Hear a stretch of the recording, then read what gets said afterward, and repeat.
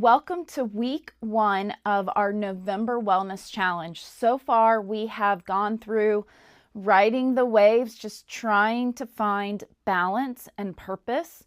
It took us into building capacity in September and really zooming out, finding a perspective and our ecosystem in October.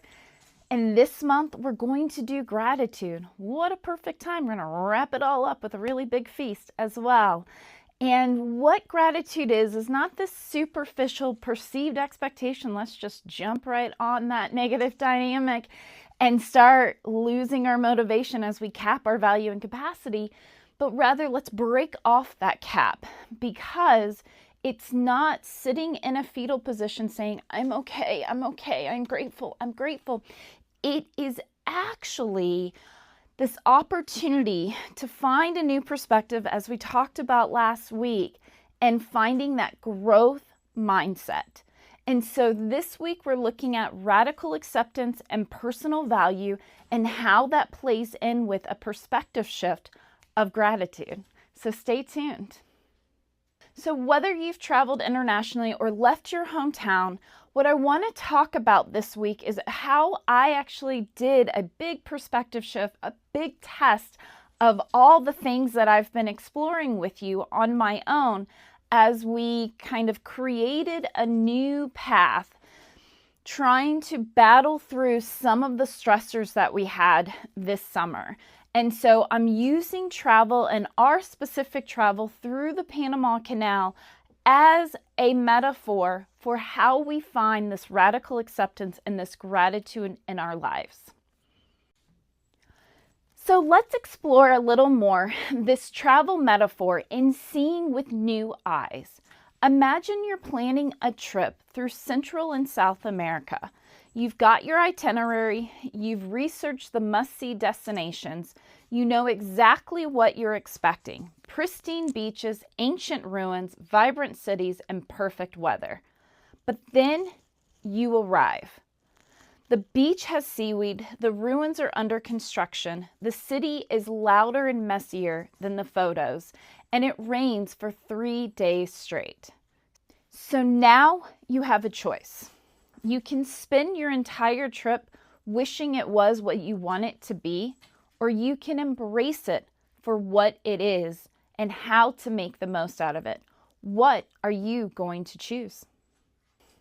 Because radical acceptance doesn't mean that you prefer the rain or that you trick yourself and gaslight that the rain is okay.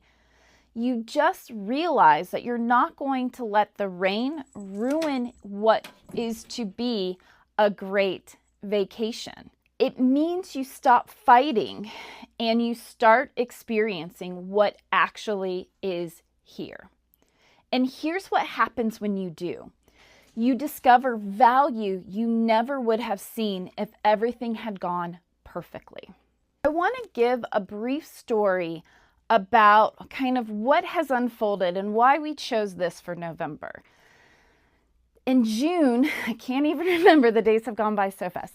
In June, my husband shattered his ankle. He was getting our RV ready so we could do this long See America US road trip.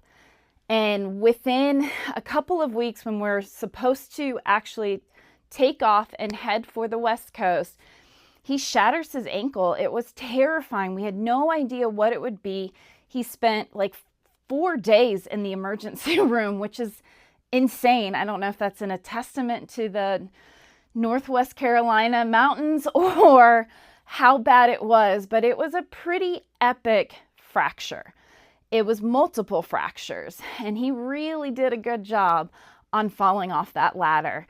And so immediately I went into problem-solving mode. I thought, I'm not missing out on a vacation that we have planned for over a year with our friends to celebrate them, actually.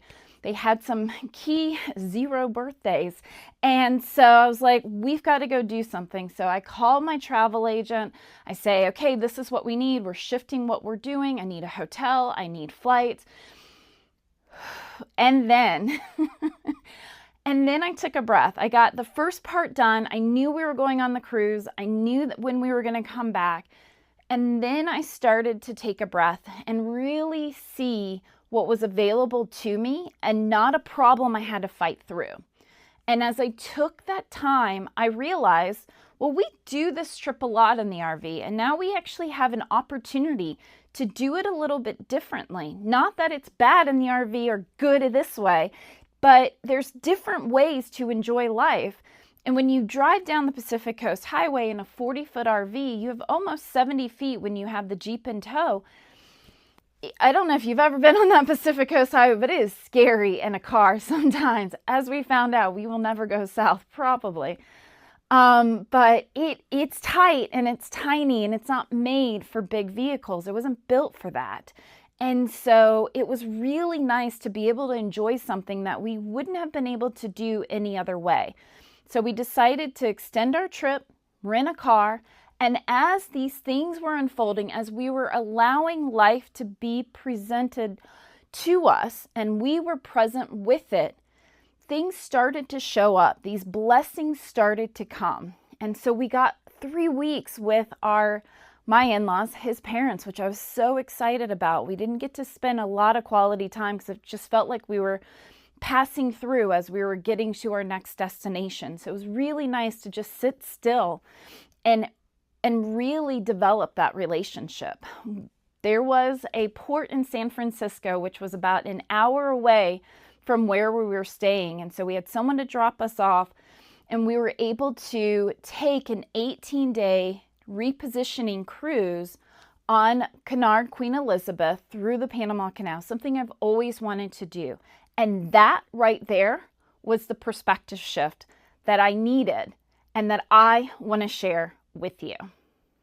And as you accept that you are lost, now you can do something about it. You can ask for directions. You can find a map. But if you insist that you're not lost and that you just haven't met where you're supposed to go yet, you're going to continue to run in circles. And we do this all the time.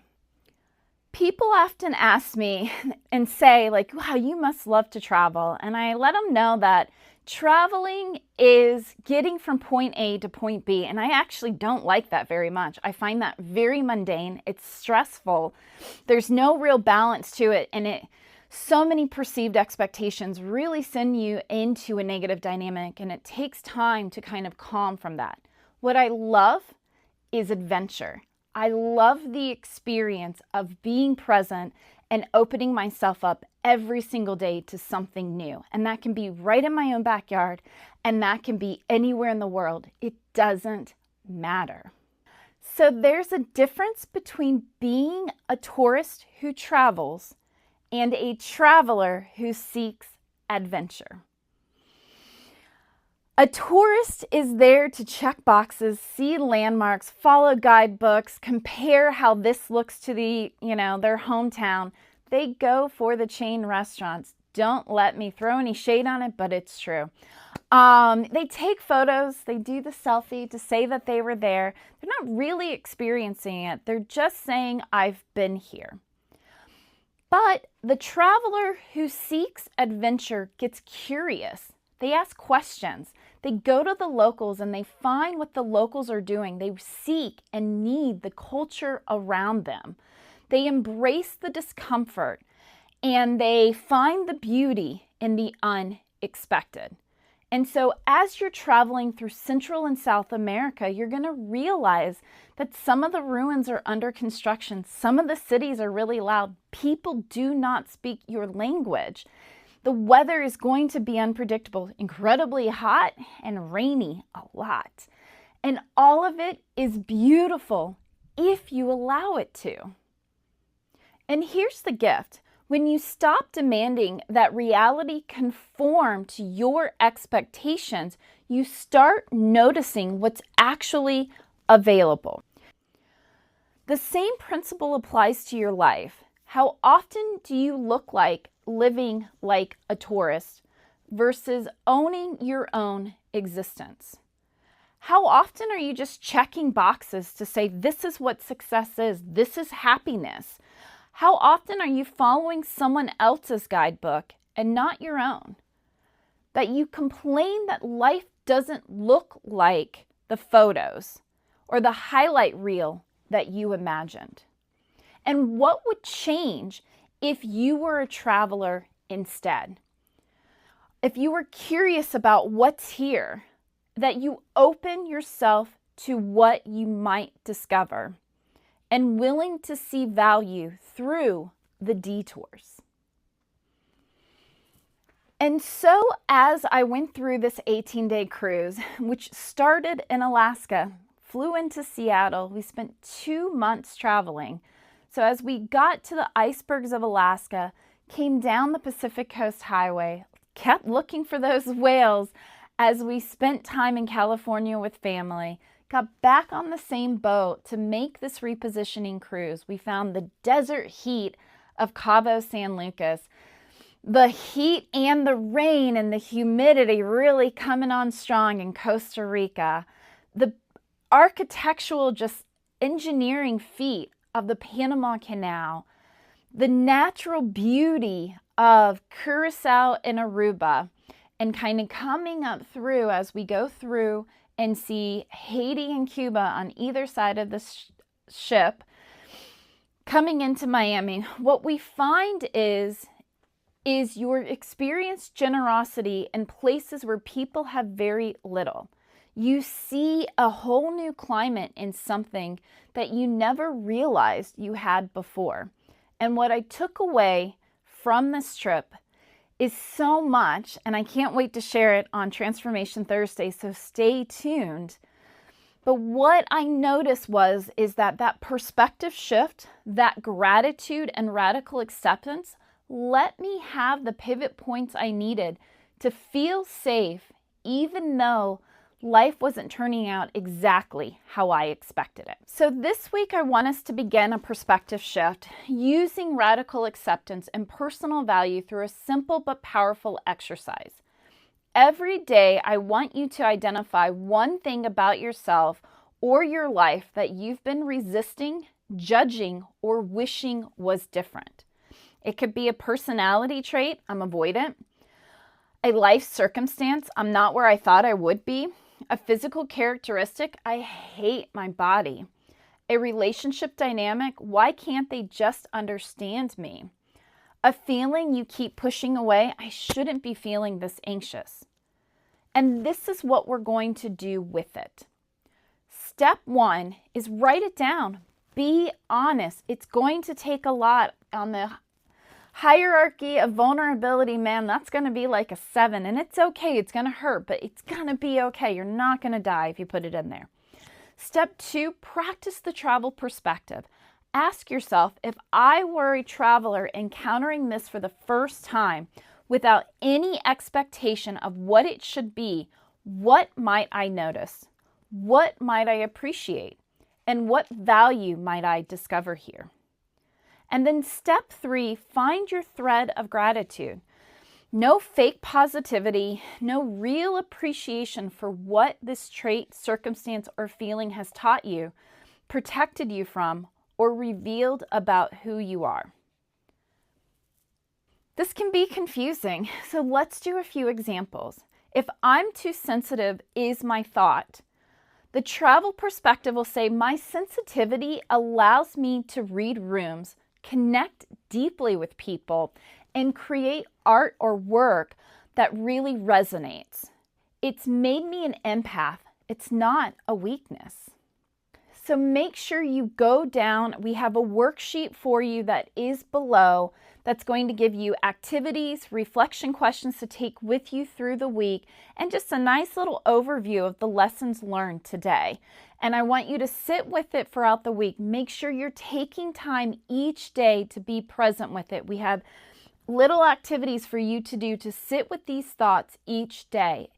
Carve out only 5 minutes to begin with. Try to get to 20. We're not looking at changing everything. We're looking at being intentional and present in our lives.